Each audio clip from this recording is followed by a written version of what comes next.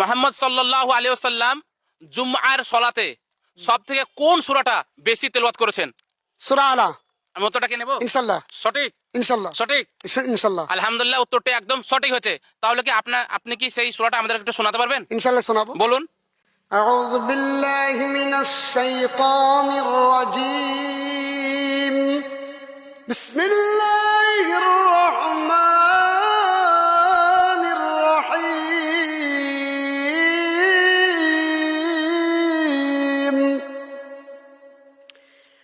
سبح اسم ربك الأعلى الذي خلق فسوى والذي قدر فهدى والذي أخرج المرعى فجعله غثاء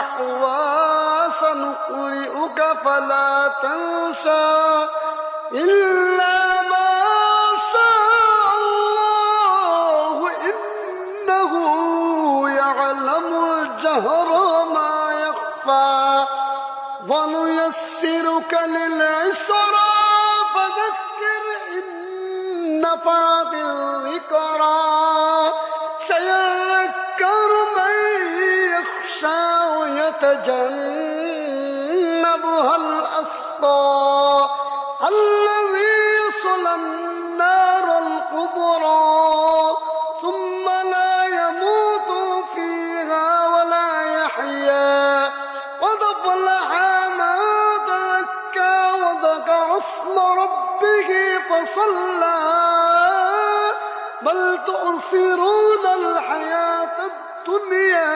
والآخرة خير وأبقى إن هذا لفي الصحف الأولى صحف إبراهيم وموسى।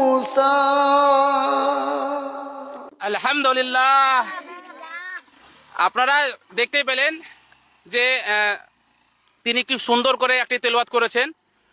তো মুহাম্মদ সাল্লাল্লাহু আলাইহি সাল্লাম জুম্মার সালাতে বেশি এই সূরাটা তেলাওয়াত করতেন। আপনারা প্রত্যেকটি এই আয়াতের আপনারা শুনতে পেলেন তার তেলাওয়াত। তো আপনারা বেশি বেশি করে ভিডিওটা অন্যের কাছে পৌঁছে দেন, তারা যেন জানুক যে মুহাম্মদ সাল্লাল্লাহু আলাইহি সাল্লাম জুম্মার দিনে কোন সূরাটা বেশি পড়তেন। তো আপনারা ভিডিওটি প্রচুর পরিমাণে শেয়ার করবেন, আর এমন করে শেয়ার করবেন যেন প্রত্যেকটা বাড়িতে বাড়িতে এই অন্ধ হাফেজের এই যে প্রতিভা যেন প্রত্যেকটা বাড়িতে বাড়িতে যেন পৌঁছে যাক। তো আপনারা সবাই কোরআনের চর্চা করবেন, কোরআন তেলাওয়াত করবেন এবং বাচ্চাদেরকে